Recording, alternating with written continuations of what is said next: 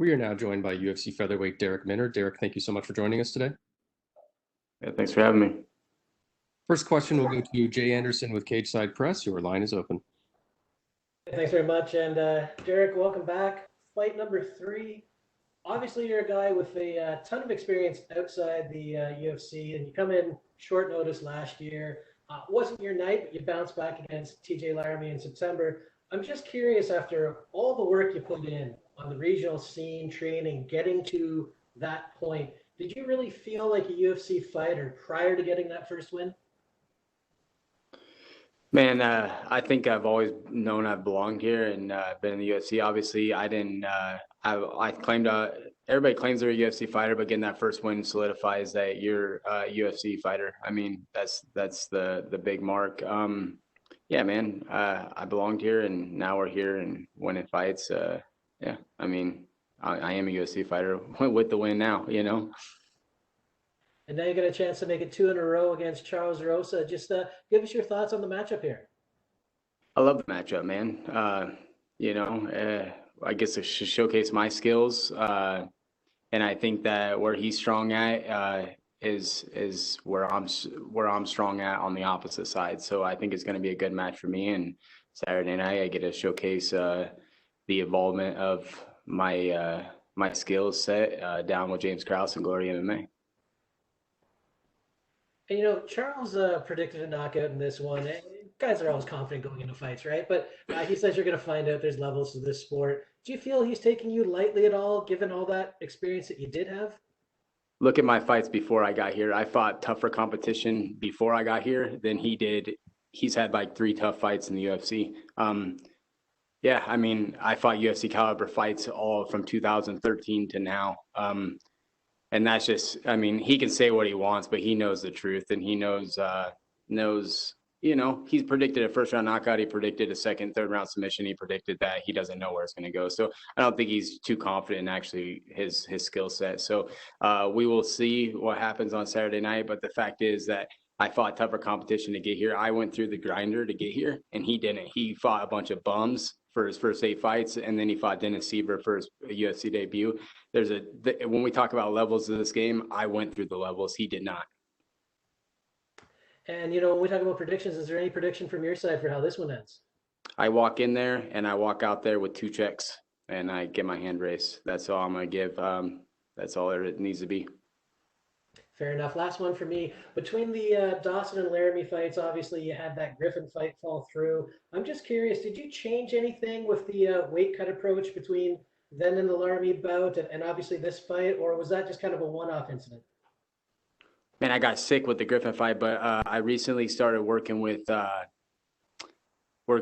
Minton. And yeah, man, it's going great.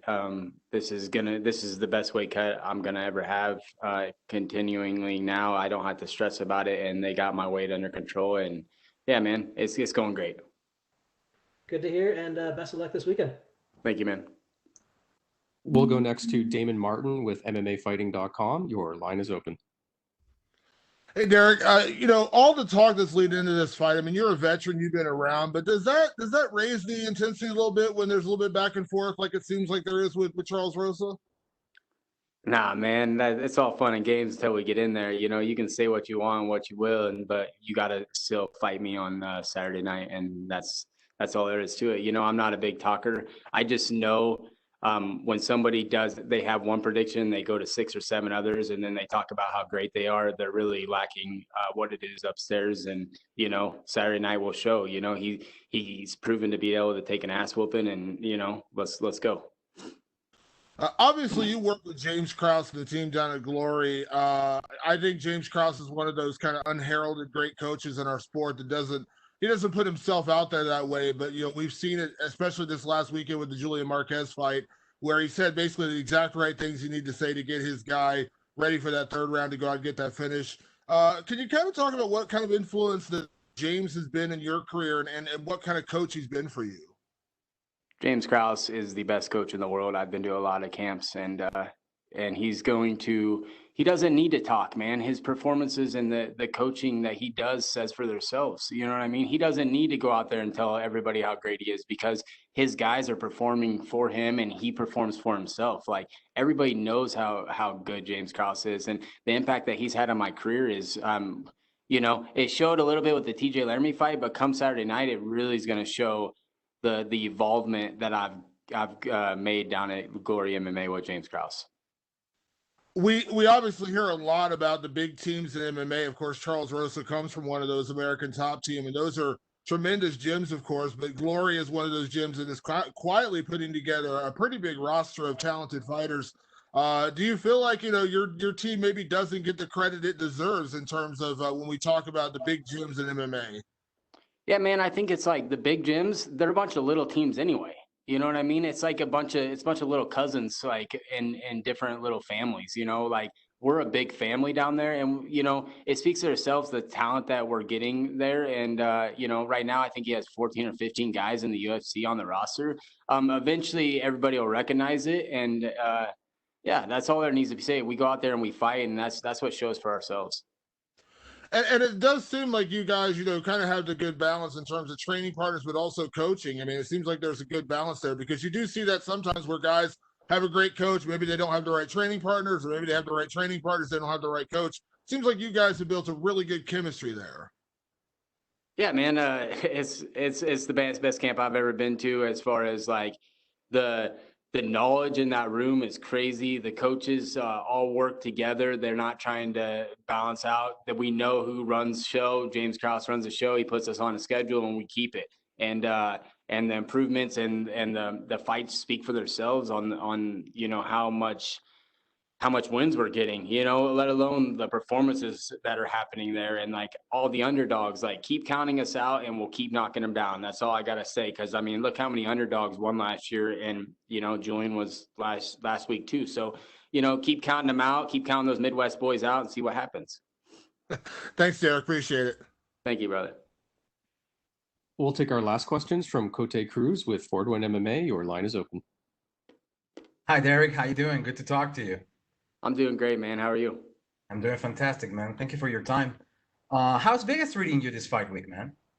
Oh, it's great, man. I mean, you're stuck in a couple of rooms, they kind of, went down to more lockdown situations, and that's all right. I mean, we're just kind of chilling out with the team, getting ready, hanging out with, the squad that you bring out here. So it is what it is. You cut weight, you get in, you go get the win, and yeah, it's great. The weather's a lot nicer. I mean, I left home at -18, so I like it. Yeah, it's good to have some sunny days around you, right? Yep.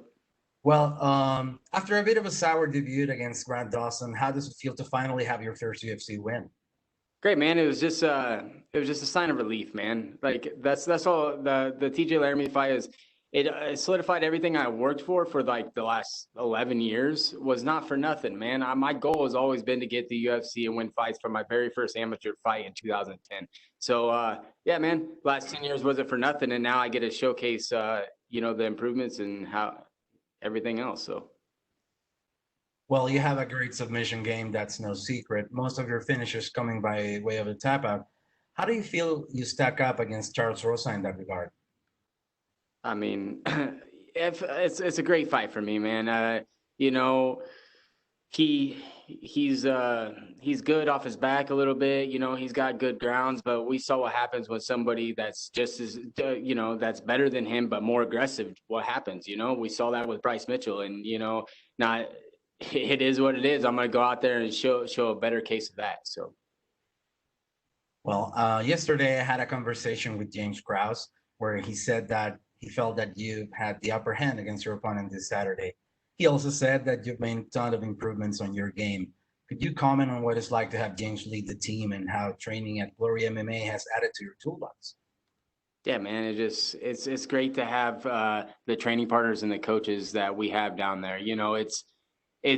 I've always had a skill set, and I've always been good everywhere, but James Krauss is so good at putting it together. And even whether it's mental, physical, or technical, man, the dude is a genius. And, You know, like I said, like the team is keep building, and it's building a roster, and the up and comers that people don't understand or even know yet are going to showcase their skills here come the next couple years. So that team is real, and it just the performances speak for themselves.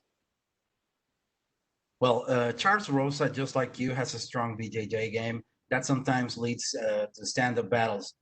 Do you feel prepared if you cancel each other out on the ground and the fight turns into a brawl?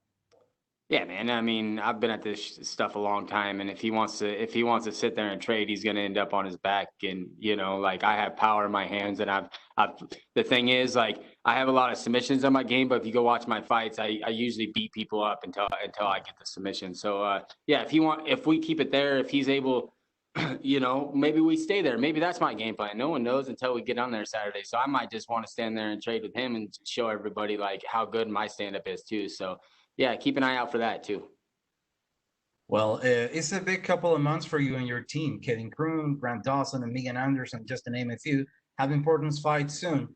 How important for your own preparation has been sharing the training room with them ahead of their fights? Yeah, man. Like I said, it's like a big family that just works hard, puts their nose down, and listens to our coach. And yeah, and here it come. Julian Marquez set the tone last week. You know, never gave up. Ended up getting that submission in the third round, and that just set the tone for the next. I think we have 6 or 7 guys in a row, and then a couple weeks off. So that set our first quarter tone off, and I'm just going to continue that on Saturday night. Well, sir, best of luck for you on Saturday. Thank you for your time. Thank you. I appreciate it. Thank you very much, Darrick. You're all set. Thank you.